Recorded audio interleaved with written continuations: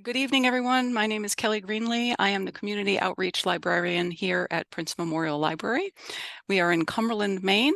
Prince Memorial Library serves North Yarmouth and Cumberland, and we are very pleased to have you this evening. Welcome.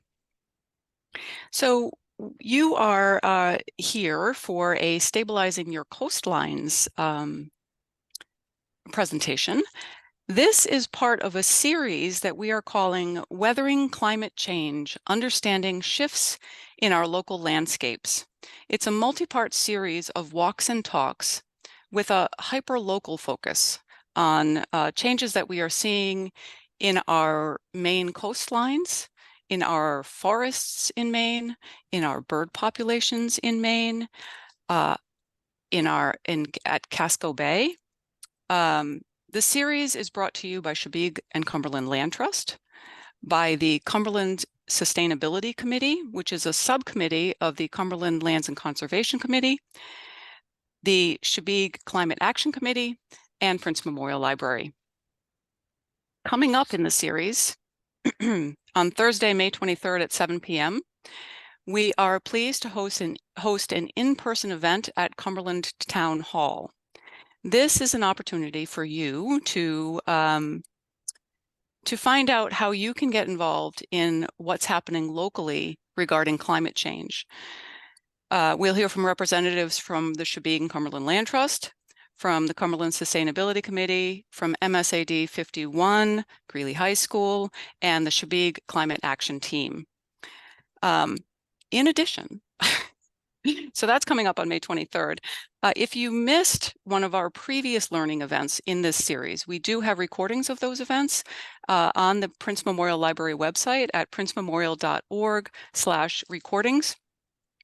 Those recordings include presentations on Maine's extreme weather, on Maine's changing bird populations, and a presentation about the state of Casco Bay. So all were very interesting, and I do recommend that you tune in if you'd like. And that is also where this recording will live eventually. Give me about a week to put it together. For now, I would like to introduce you to someone who has been pivotal in putting this series together. Stephanie Miskell is a board member with the Chebeague and Cumberland Land Trust. She also has a particular interest in tonight's presentation because she owns a cottage on Chebeague Island.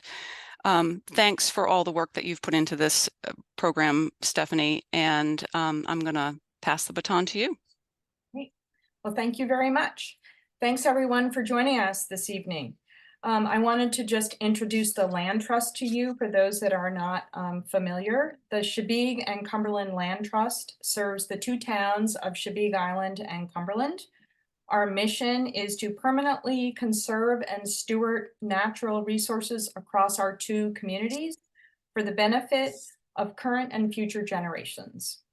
CCLT envisions a future where the protection of wildlife habitat, healthy ecosystems, working farmland, and waterfronts is essential for sustainable, healthy, and diverse communities. Tonight, we are fortunate to have two speakers who will inform us about the role of natural solutions for stabilizing our coastlines. Our first speaker is Sarah Mills-Knapp, and she works to position Greater Portland Council of Governments as a regional and statewide leader in climate change mitigation, adaptation, and resilience. She leads the statewide Maine Clean Communities program and supports members with technical assistance on key sustainability issues. Sarah comes to CPCOG with extensive experience providing technical, financial, and organizational guidance on climate action programs for cities around the globe through her work with the World Bank, the U.S. Agency for International Development, and the C40 Cities Network. She has partnered closely with cities and towns to advance best practices in climate action planning, including data collection and analysis and citizen engagement and governance. Sarah has a master's degree in sustainability management from Columbia University in New York and a bachelor's degree in international relations from American University in Washington, D.C. Welcome, Sarah, and thank you so much for being here. Thank you. Thanks for having me. Just going to share my screen here. I have some slides. So I'm here really to sort of set the broader context around, there we go. Does that look okay to everybody? Great. So yeah, I'm here to talk about a project in particular, but also sort of set the broader context around Casco Bay, the climate impacts that we're seeing, and the types of vulnerability assessments that we're doing in the region in order to help prepare communities for the types of climate hazards that we're seeing. So just go through my slides. So for those that don't know, GPCOG, the Greater Portland Council of Governments, is a regional planning organization, and we represent 25 cities and towns in the Cumberland County region, and we provide direct support on a range of issues from transportation, economic development, but my team, I lead the sustainability team, and we provide direct technical assistance and planning assistance to our communities in a broad range of sustainability related topics. We're doing a lot of climate action plans in the region and helping support communities to do that sort of long-term planning. We also bring in a lot of federal funding, and the Climate Ready Casco Bay project is funded through the National Fish and Wildlife's National Coastal Resilience Fund. So we applied to get funding to really start to look at the impacts of climate change along the coast, but also to facilitate some conversations around planning for nature-based solutions. So this was awarded in the fall of 2022. It is hopefully we'll be wrapping up in the fall of 2024. It is a project that supports our 11 coastal communities and islands in our region here. And I'm just going to talk a little bit about sort of the work that we've been doing since 2022. And what we're looking to produce as a deliverable, and then also show you some other information about a similar project that happened in southern Maine, further south in southern Maine, so you can sort of see the outputs from that, which I think are quite relevant. So, when we started in 2022, the plan was really to just get a better understanding of the climate impacts that were happening along the coast. I think this was really before a lot of the most recent storms. We talk a little bit about that.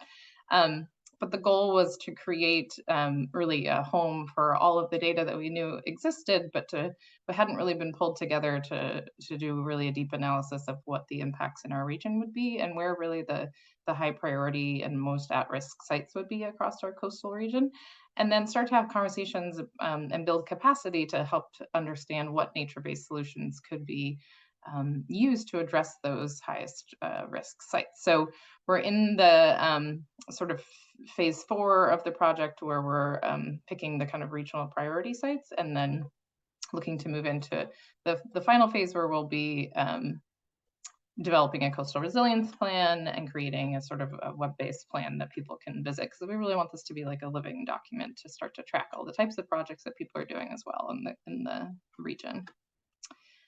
So when we started this project, we really hadn't seen the types of impacts that we've seen in 2023 and early 2024. Obviously in 2024, our coast experienced record-breaking high water.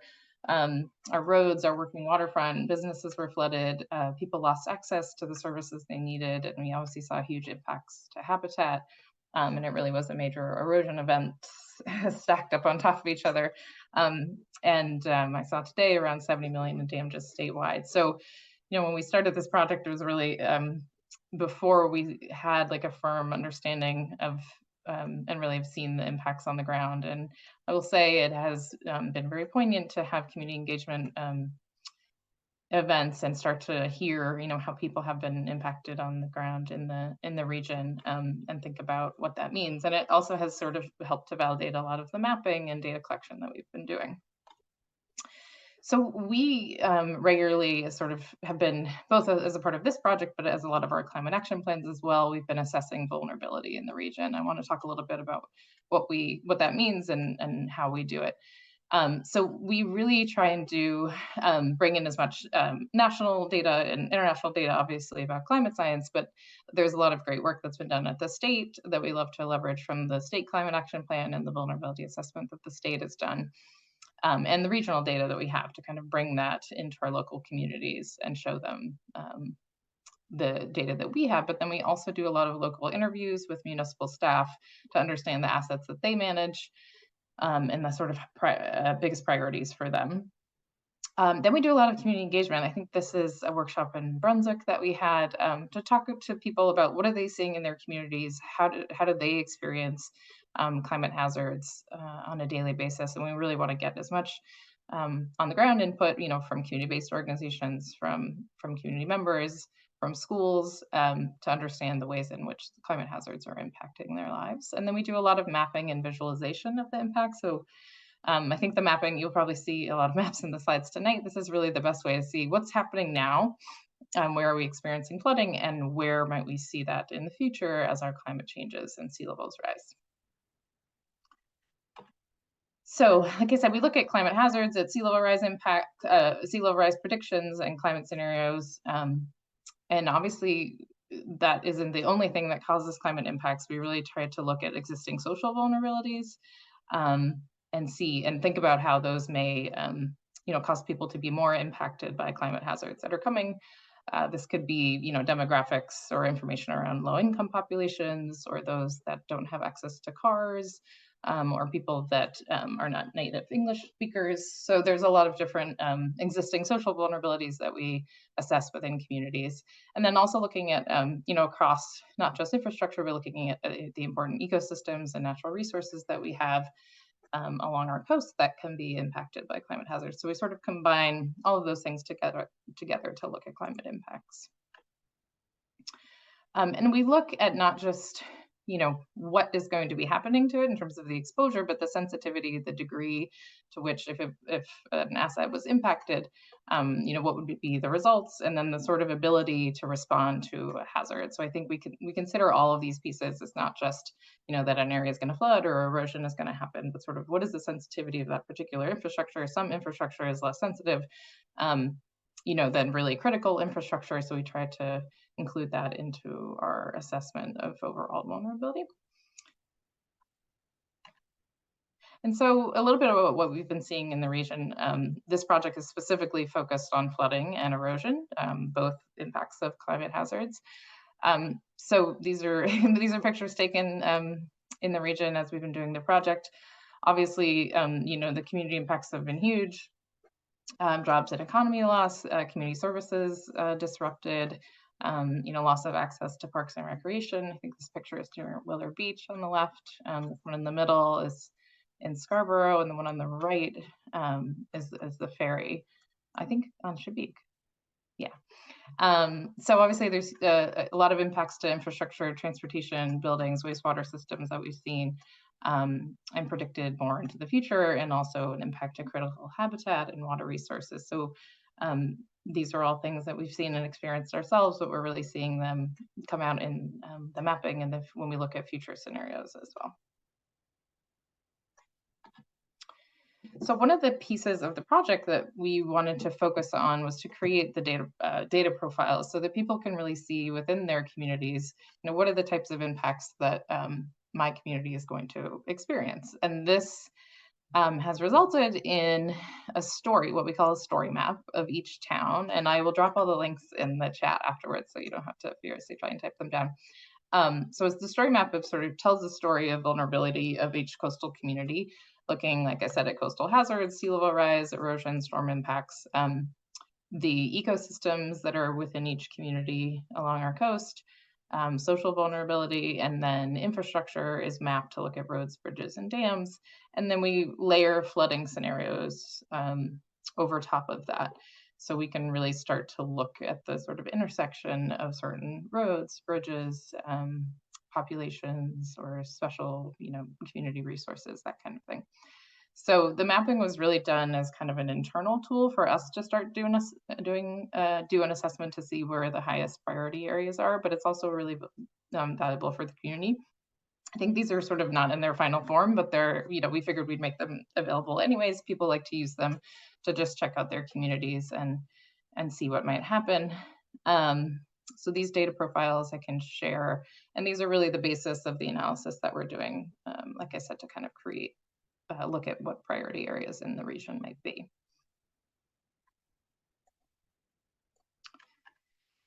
So this is kind of a map of some of the analysis work that we've done that has really started to try to quantify the regional risks of our changing climate in the future. Obviously, flooding of infrastructure, loss of habitat, development pressures on wetlands, and erosion have really come out as kind of the top climate impacts that we're seeing. You can see some of the numbers here. There's extensive road segments that will be inundated, and this is in a flooding. So this is in a storm impact scenario. This is not just everyday sea level rise, and I can talk a little bit about the differences in that. But this is really looking at storms at 2050. So this assessment is further into the future and looking at the impact of a severe storm. Obviously roads to critical services like fire and EMS, and then looking at some of the habitat, coastal bluffs that are eroding rapidly, and then marsh habitat will be impacted. So these are some of the things that we found we think are general priorities throughout the region. So we've been trying to assess kind of what the vulnerability hotspots in each community are so that we can look at what the sort of hotspots throughout the region could be. The goal of this this is a planning level project, but the funding source that we applied for funding for also has other phases where you can apply for concept design, or you can apply to get funding to implement a project. So we really wanted to set communities up to start to have ideas of projects in the pipeline or ideas of particular areas of risk that they want to address. All of this is really designed to help communities start to access funding to get projects done. Not all these sites might be viable for nature-based solutions. I'm sure Seth will talk more about that. But just starting to understand where do we really need to focus on in the future. We've also done a lot of town level engagement. This is an example from South Portland that is just recently we've done some work with. All of our towns are really, really different places. So we're trying to support them each through this project where they're at. South Portland is doing a comp plan right now, and that was one of our early goals for the project, was to try and connect this type of planning with other long-term planning. So not just have this be done in a silo, but connect it to other planning in communities. So the comp plan in South Portland is being updated right now, and they wanted to really start to engage the community prior to the community decision making around the comp plan, around land use, to talk about what's happening on the waterfront, what are the impacts they've seen, and what it might look like in 2050 and beyond. So we've done some support for South Portland around that. They have some different mapping that they have got through another project. So they're really able to see inundation layers, to see how much water will be where, when, and that's, I think, really helpful. It's sort of expanding our understanding of the types of impacts that we might see. So this is kind of an example. We've done some other work directly with towns, and one of the Gulf of Maine Research Institute is our key partner in this, and they have created the Coastal Flooding Community Science Project, which I don't know, hopefully you've all heard of it. Cumberland and Chebeague, a lot of our communities are enrolled. And so as a community science member, as a community member within these communities, you can go out and take pictures of high water events and the impacts that you see. And Gulf of Maine Research Institute is collecting that information and start to combine it with water level monitor data, so they can see, at what water level are particular sites impacted, what does that look like in communities, and this really will help us have a sense of, if they were able to predict, a water level of 13 feet, we can know, oh, that's what that looks like at the town wharf, or that's what it looks like on this road. We can be much more aware of how we will need to move about the region as we start to see flooding impact us more. So this is a great program that's been part of this as well, and I can share a link to that later. And there are community flood monitoring sites in all of our communities across the coast in Cumberland County now. So moving towards solutions, we really want to start looking at nature-based solutions and understanding which sites along our region could be well positioned for projects that are more nature-based. Seth is going to get into a lot more detail on, I think, the on the ground pieces of it, but these are just some examples of what nature-based solutions could look like. They don't have to be super high tech. They can be a project or a policy or an incentive or a regulation. It's really sort of captures, or we're considering it to capture a wide range of particular different things. So I just wanted to plug the Climate Ready Coast project, which was actually prior to ours and done in southern Maine. They had, by SMPDC, which is the regional planning organization to the south. They have, I'll drop a link to their regional plan as well. So that's for the community south of us. We have one overlapping community in Scarborough. And they did a very similar project, and they came out with some really interesting nature-based solutions concept renderings, which can kind of help people understand, like, what are we talking about when we say nature-based solutions at particular sites across the region. I'm going to go through these quickly because I think Seth also has a lot of examples. So this could range from, like things that are more urban to things that are more rural and beachy. This is the Biddeford Saco downtown, so looking at potential floodplain restoration or greenway parks. I think this is just really helpful in identifying for people, like, what are we really envisioning when we talk about nature-based solutions?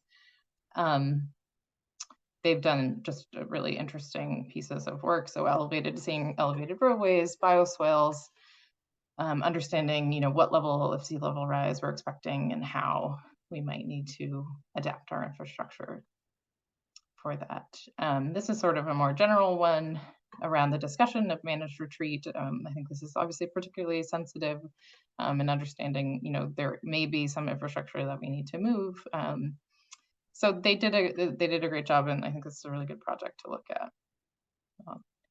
So in terms of next steps for our project, like I said, we're moving towards a phase where we can really identify the priority areas and creating a regional vulnerability assessment where we have kind of an understanding of the top priorities in the region. This is sort of a suggested framework that we're looking at right now, highlighting essential travel corridors, especially evacuation routes or areas that are single entry points to neighborhoods that could be cut off. Looking at sensitive infrastructure, municipal services or assets, wastewater treatment facilities or working waterfronts or hospitals, infrastructure that really is essential to either safety or economic operations within communities. Economically important sectors, impacts to tourism, I think, are incredibly important, and looking at impacts to ecosystems that support the economy, like shellfish.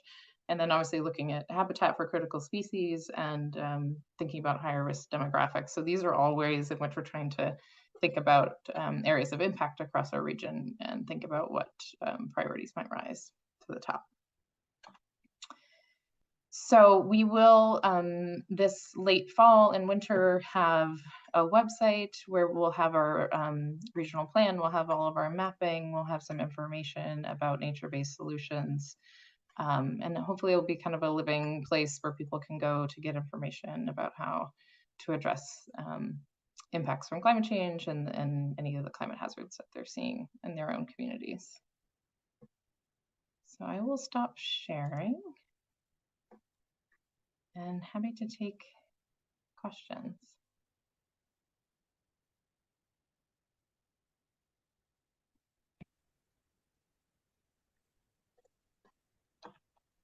And I will put all these links in the chat. I think I can do that.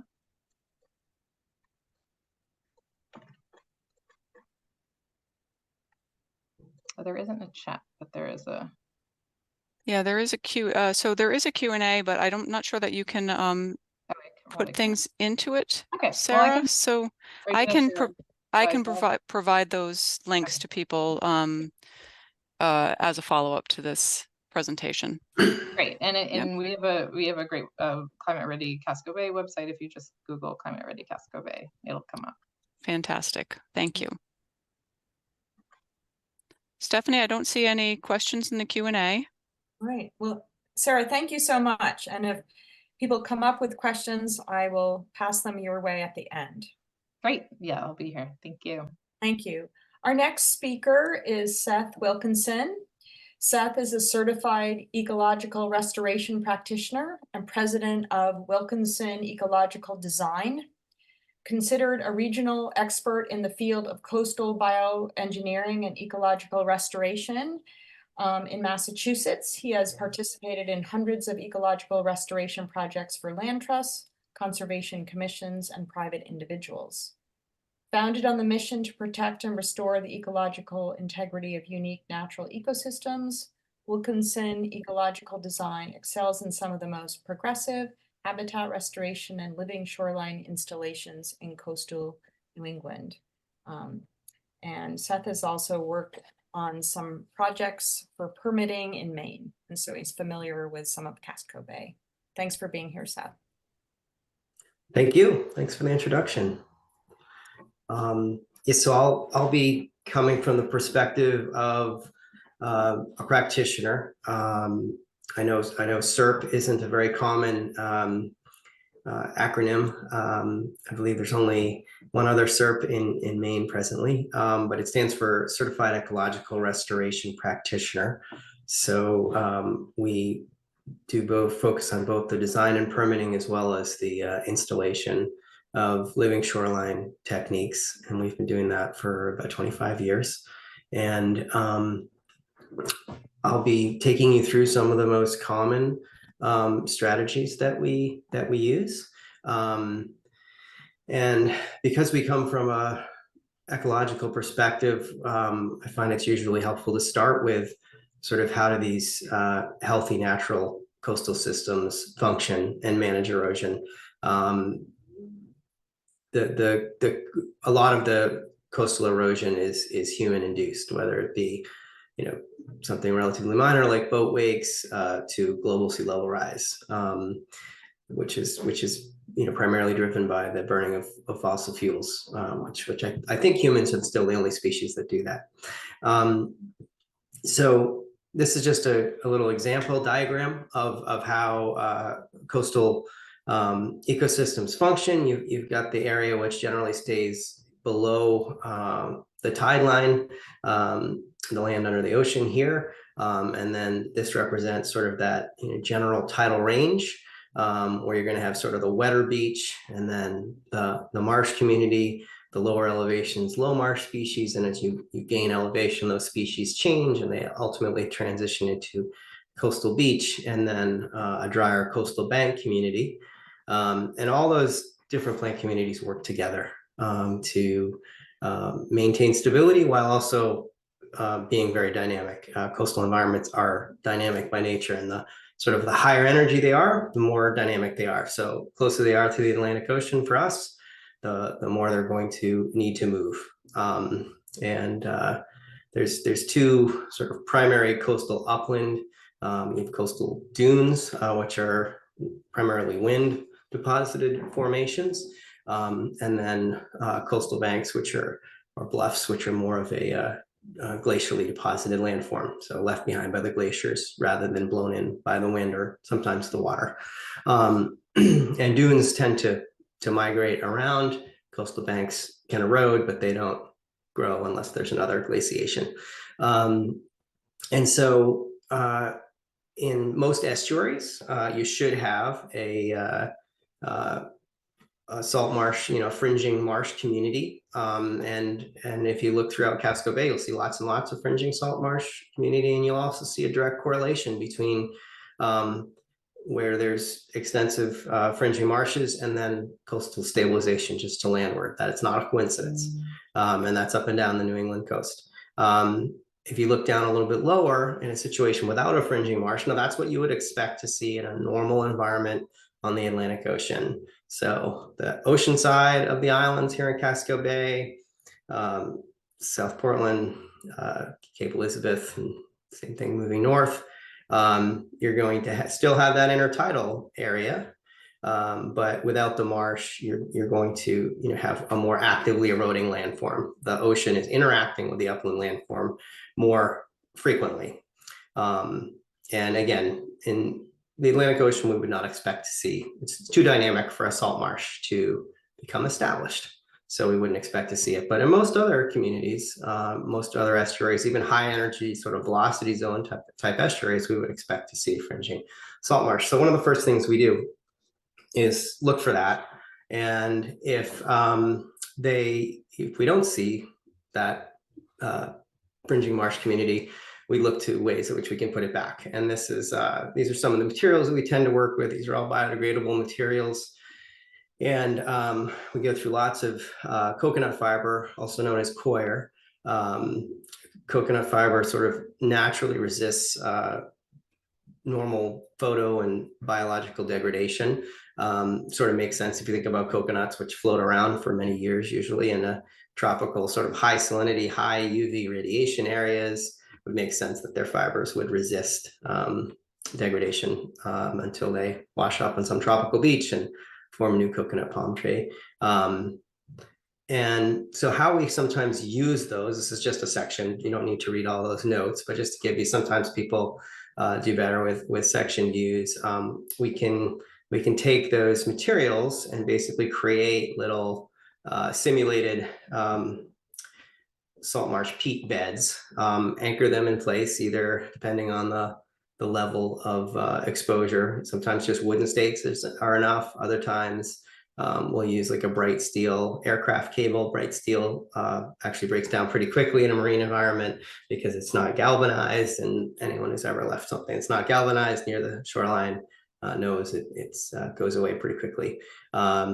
So in section view, that's what these things look like. We just make these up by hand, and we use that biodegradable fabric, incorporate some organic compost inside there, some loose coconut fiber, a little bit of sand, basically all the building blocks of peat, and then of course the plant materials, which are the most important. If an area is not accessible by machinery, you can only bring technicians in, sort of walking in all the materials. That's a great option because 2 people can carry those. They're about 3 foot by 4 foot in dimension, a few inches thick. Other times, if we can get in with some small compact equipment, we'll rebuild a salt marsh in place, and that's what this looks like in sections. So we bring in all those same materials, the sort of those building blocks of a healthy peat shelf. The peat shelf that forms over time is really what helps the salt marsh species to anchor into the soil, so that they're not just sort of sitting in loose sand and more prone to washing away. If you put all those essential ingredients of a peat shelf and then plant it, and there's enough integrity to last for a couple of years while those root materials get established, we've had very good luck restoring salt marshes in estuarine conditions, like as they're common in Casco Bay. More higher energy areas will anchor a 100% biodegradable fiber roll in place to just sort of help that seaward edge, which tends to be the most compromised by erosion, and that can be very effective. This is a site on the island of Martha's Vineyard in southeastern Massachusetts. The community parking lot over there on the right.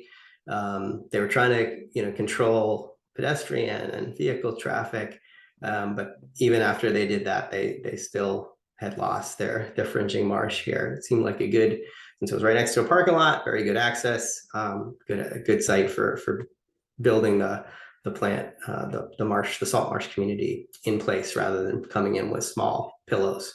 So there's the fiber roll on the leading edge.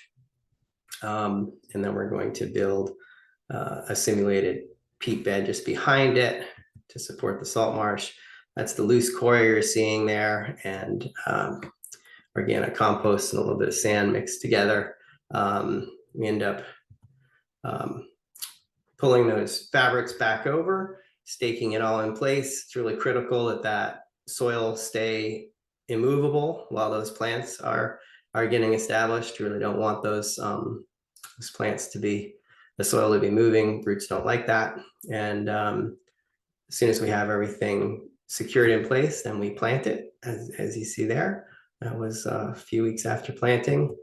And then second growing season, plant community came in. You can sort of see the different zones. They come in at different rates. So we've got the high marsh here, and the low marsh takes a little bit longer to grow in. But when it comes in nice and full. And so that was just, I believe, at the end of the second growing season. So pretty rapid colonization, some nice diversity coming in. And that project is quite a few years old now, and it's been very successful. For slightly higher energy sites, but still sites where there has historically been salt marshes. So we're going to verify that there are some reference ecosystems in the area, some reference salt marshes. Generally, when we're planting a salt marsh, we are going to elevate it between 3/4 of a foot to a foot, 9 inches to 12 inches, to plan for sea level rise, and also to help get those plants established. When a tender young plant is growing, it actually doesn't want as much tidal inundation as when it's fully established it can tolerate. So build them a little higher, and then the tidal conditions we know are following, which will support that in a longer term. The plants do not need salt to survive. They tolerate salt, so they do need water. So sometimes you do have to actually give them a little supplemental water if it's a really dry summer, but not for long. In this instance, we're incorporating some cobblestones. These larger stones on the surface are about 2 or 3 times the size of the stones that are underneath. And those are actually there specifically to break up ice. So if ice were to ride up into this salt marsh area, we want it to break into smaller pieces so that it doesn't sort of refreeze and then float out again and take big sections of the marsh out with it, which can happen in colder environments, as we have here. So again, in cross section, because I know some folks sort of can visualize that a little bit easier, if we were to slice it down the middle and look at it, same design as before, except here we've incorporated some natural rounded cobblestones like you would often see at the beach. And this is just mimics a salt marsh that's growing in a cobbly substrate. But that additional ballasting we've seen to be very effective in higher energy areas at making sure these salt marshes are successful, not just in the short term, but also in the long term. Here's a site where a not very green, but still living shoreline was attempted by another company. They did not use all biodegradable products. You can see some sort of that vinyl coated chicken wire and some plastic filter fabric. It wasn't ultimately successful, and you can see there's quite a bit of erosion there. Keep an eye on the stairway. That'll be a common visual anchor there throughout the other images. So we disposed of all those materials from the failed intervention, and we installed a proprietary system that we developed. It's actually a patented system. And this is what it looks like in section, and incorporates fiber rolls and then these biodegradable soil lifts that go back into the slope to provide some additional integrity. While these are biodegradable fabric, when they're buried in the ground, they tend to last longer. So you'll see anywhere between 5 and 10 years of life of those fabrics. They'll be starting to break down after year 5, but they provide a little integrity while the plant materials are growing in, and really rooting into that environment, which is always the goal in these living shoreline techniques. Is long term, we want the plants to be doing the stabilization. With the increased frequency and intensity of storms that we've been seeing in the last couple decades, we're just not seeing that sort of recovery time for plants to reroot and naturally stabilize coastal areas the way we were even into the early 2000s. We were still sort of seeing natural recovery with species like American beachgrass. You might get a storm every 10 years, you'd replant it, the plant community would sort of heal itself, sometimes with some supplemental replanting. But when the storms come every winter, every 2 or 3 winters, it's just not enough time for those plants to get reestablished. So the bioengineering materials, while they're slowly breaking down, they provide that integrity so that those plants can take root. There can still be storms. The plants are rooted into the coir materials, which don't move, and then they can get established even in a more stormy environment. So here are some just construction images. I'll take you through that. This was installed in 2018 in the summer, and this was that eroded slope that you saw previously. So that entire thing's been blanketed. Underneath the sand is a series of fiber rolls, but I'm going to focus on that in a different project. So actually focusing on the cobble reinforced marsh here to seaward. And then again, there's that stairway to sort of anchor you through the images. So right now the technicians are laying out a matrix of biodegradable fabrics that are going to sort of form that salt marsh community, that peat shelf. They're like the other one you saw in the earlier image that did not have cobblestones. This does have cobblestones just below the surface. sort of mix it together by hand. But we want those cobbles throughout here so that there's more ballast in this system. The properties to the north and south of the site all have rock revetments. Happy to say this site is actually significantly outperforming the adjacent rock revetment. Our protection goes up higher. It's had no repairs or impacts in the last 6 years. And because it's higher level of protection, the revetment has been regularly overtopped. And so it's nice to see a soft alternative outperforming a hard one. So we're stitching those together with a biodegradable rope and getting ready to plant. As you see here, planting is the key part of this, and getting them into that nice ballasted planting medium is critical for rapid colonization. That's just a few weeks after planting, first growing season. And this is a more recent image. I think that was at year 3. Looks even greener now. We're at year 6. And that's been a very successful project. So let's sort of explain the various techniques that we work with, from the fibrils to the cobble reinforced marsh. And more than happy to answer any questions. I see there's a couple in the chat. So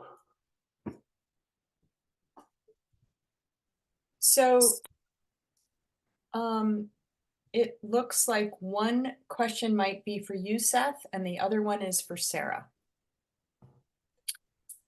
Seth, how would your shoreline materials integrate with any preservation of shoreline birds, such as the piping plover nesting sites here in Maine? Yes, we commonly work. Plovers are located throughout coastal New England, and we've had a lot of experience working with the various agencies that protect those federally endangered species. We have permitted projects directly adjacent, so just a few feet away from active known nest sites. The time of year that the work is done is really important so that there's no conflicts with habitat, because the birds are seasonal. They're not here in the winter. That's typically when the construction occurs. And so when the plovers and terns have flown south, have migrated, that's when we typically do the work. And the regulatory agencies generally really prefer them to hard structures, because unlike, you'll see, actually it's sort of blown. I don't know if I can't blow it. Oops. This image right here, we're integrating into a hard structure. So that's a vertical structure. When a wave hits that, the wave energy reflects back. The more vertical and the harder it is, the more reflective it is. And so what you tend to see is energy hitting hard structures, then the energy goes down and side to side. So it exacerbates erosion wherever it doesn't exist, particularly in front of seawalls. The typical vertical seawall story is you put it in, beach lowers rapidly because of the reflected energy. Then you add rocks because the beach is getting too low. And then it continues to drop and you add more rocks. And that's just sort of the cycle that some of these high energy bulkheads with fibril arrays, the fibrils are softer than the sediments that are going in. So there's no increased reflection, and the agencies understand that. So they see it as the most environmentally friendly and habitat friendly way to stabilize eroding shoreline. And you're really not putting it in the actual nesting habitat of the shorebirds, which would be more on the beach, not on the steeper slopes where they don't tend to nest. So it can be just a few feet away and still be very friendly to the nesting sites. But we work with it quite frequently.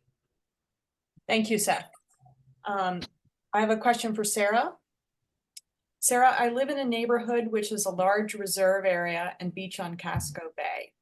Having this area and the access to the beach is a major advantage and increases the value of the homes in this neighborhood. The latest storms have impacted the stability of the bank and oceanfront and the reserve area, approximately 1 football field in size. Where would we go to discuss possible financial assistance and information on saving the banks? great question. There are some challenges to getting funding for this kind of work on for private residences and private property. So generally, so I guess I have a couple of suggestions. Generally, I think a good first place to go would be to the municipal government of the town that you live in and just sort of ask. Because if there is any municipal infrastructure within that area, it's possible that the municipal government might be interested in trying to access funding to address any of the erosion or bank stabilization.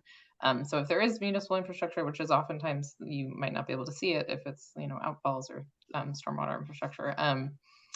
So I think that's always a good place to start, is to go to your town office, town manager, whoever you can contact within your community and ask around. There is also, because of the recent storms, we are all living in a FEMA disaster declaration zone. So if there was specific impacts to your property or your home from a storm, you could potentially get FEMA funding, which you can, there's local FEMA offices set up that you can contact, and actually your municipal government might also be able to help with that, that you could potentially get funding for. The other thing is, I forgot to say, we have a new National Fish and Wildlife funding coming in starting this year for a project specifically looking at coastal bluff erosion in Casco Bay. One of the things we're doing is updating maps to get a better sense. A lot of the maps that we have of coastal bluffs are from like 20 years ago. There's been some selective updating that the state has done. So this is going to help provide better maps so we can understand the areas that are most at risk, the bluffs that are eroding the most, and what infrastructure is there. But we're also doing, it's also a 2-year project, so it'll start this year, doing some engagement with homeowners around the potential for nature-based solutions and potential for funding. So there will be some support, and also doing outreach to municipalities in terms of thinking about shoreline zoning, and looking at the type of zoning that can really help to protect the health of coastal bluffs. So that project will have kind of a wide range of engagement options, and hopefully can provide a little bit more information. But those would be my immediate suggestions. It can be a little hard to get federal funding for private residences. Thank you. Seth, another question. How do you manage areas that might be infested with invasive plants such as knotweed or bittersweet? Yeah, that's an excellent question. A very important consideration. Again, if you heard the theme running through my talk was about the stability of the root systems and that doing the heavy lifting, species like Asiatic bittersweet have actually a very superficial root system, pretty horrendous for stabilization. So even if it were a beneficial native species, which it's not, it wouldn't be a great coastal species. And because it's invasive, we know it degrades habitat and impacts biodiversity in a negative way. So we always recommend that the invasive species management be incorporated to the overall stabilization plan. So those species don't tend to move down into the intertidal area where like fringing marshes are, but in the drier part of the coastal landform, absolutely, they really seem to thrive. They have some salt tolerance there, and so they need to be really managed first, or as part of the intervention. Sometimes there's mechanical removal that goes along with sort of sifting out the invasive plant roots, installing the fibrils and the plantings, and then monitoring and managing for the invasive species specifically, which will still try to come back, but with a new plant community there, it'll be harder. It'll still require a few years of vigilance in our experience of making sure those invasives don't come back. But excellent question, and it really has to be a consideration as far as I'm concerned. Seth, there's a reserve in Cumberland called Broad Cove Reserve. And it reminds the person who asked this question of your quote, "without a fringe marsh" example. And the question is about, do you know of any public sites that have done some sort of interventions for an area that is without a fringe marsh, but looks similar to some of what you showed us? And would you have any suggestions for this town property?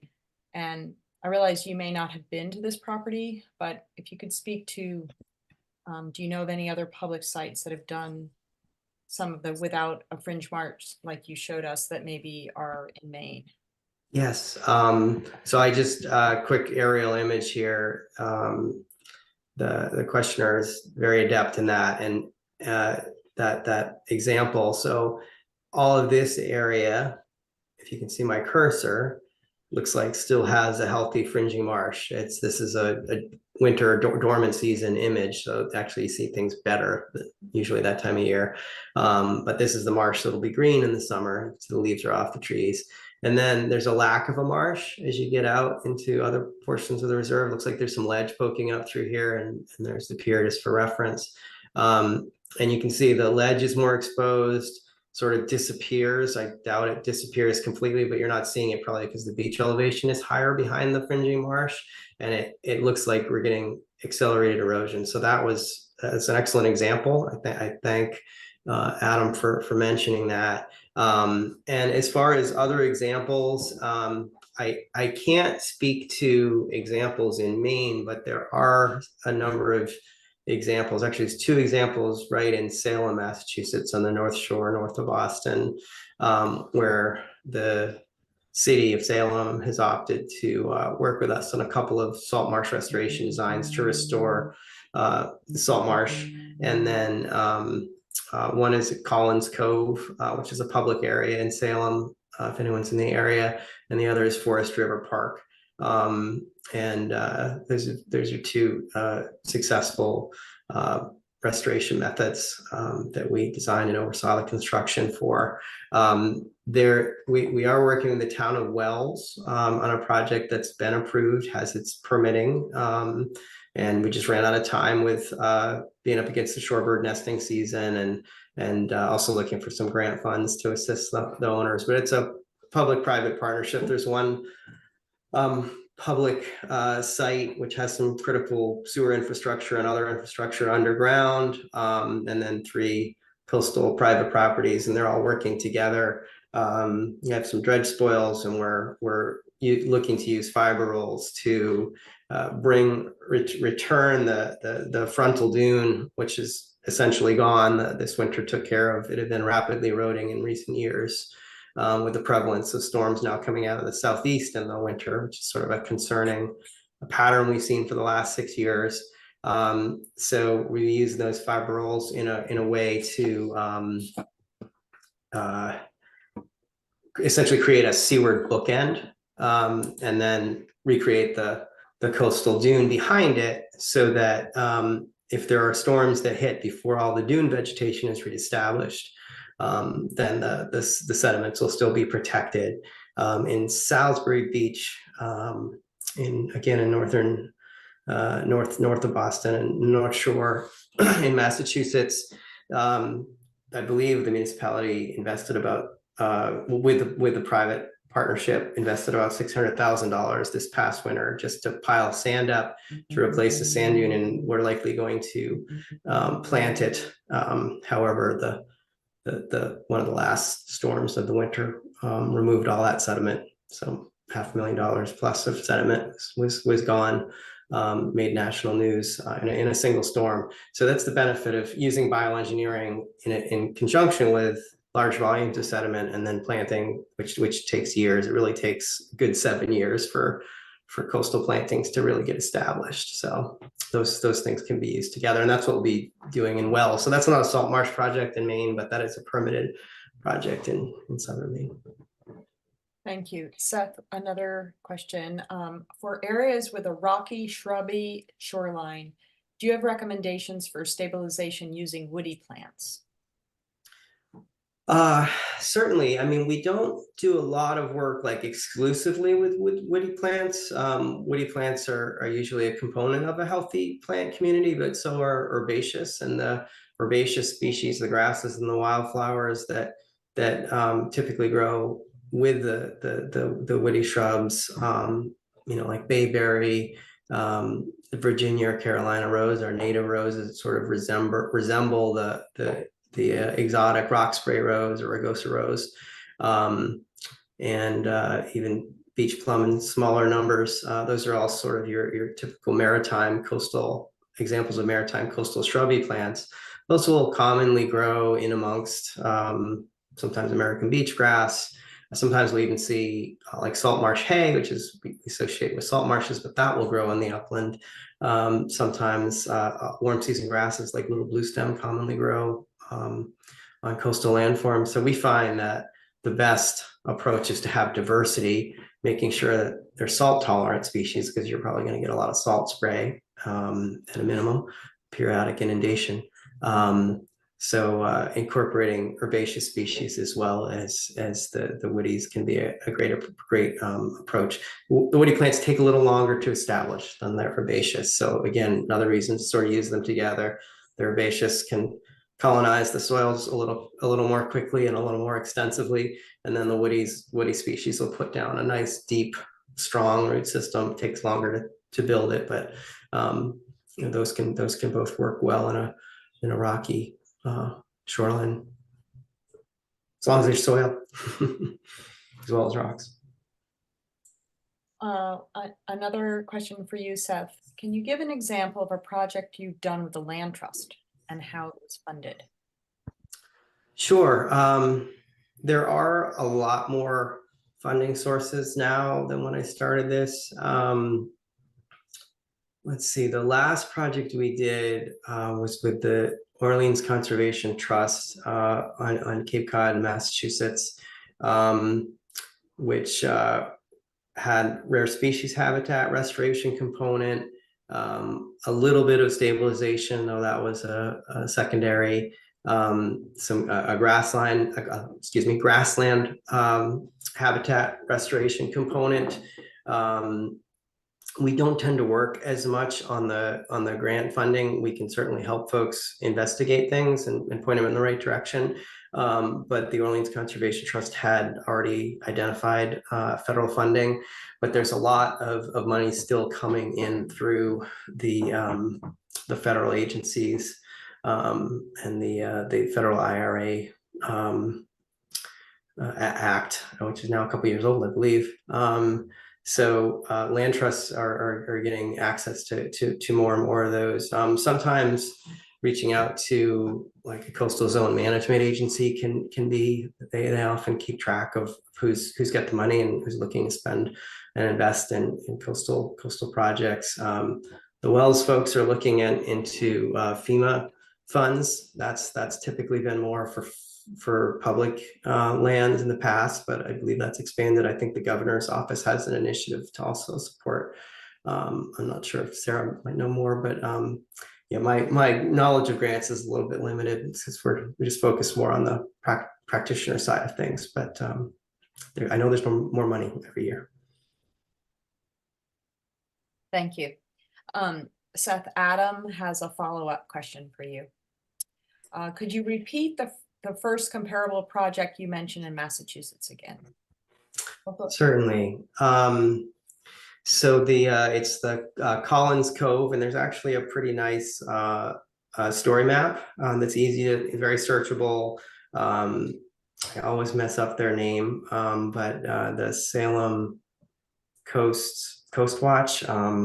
That's not exactly, but it's a very active group in Salem Sound Coast Watch, maybe, that is pursuing grants and helping design projects with the private sector and implement them and then document, as well as they even did some of the planting on one of the projects. So Salem, the Collins Cove was the first project that I mentioned. That has a nice story map that's very searchable, and it's referenced in a few different places. And then the second one, a little smaller, is called Forest River Park, which was a renovation of a public recreational area. They actually took a natural rocky inlet back in the early 1900s, I believe, and they filled it with concrete to make a tidal swimming pool, which is actually pretty common in the North Shore of Massachusetts.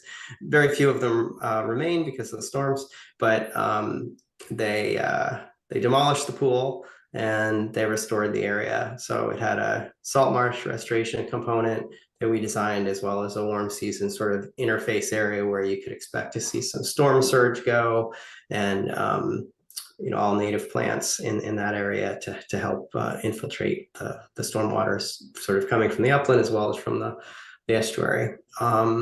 So that was there's not as much online about Forest River Park, but it is open to the public. If you're in the area, you get to see both of them. They're about 5 minutes away from each other.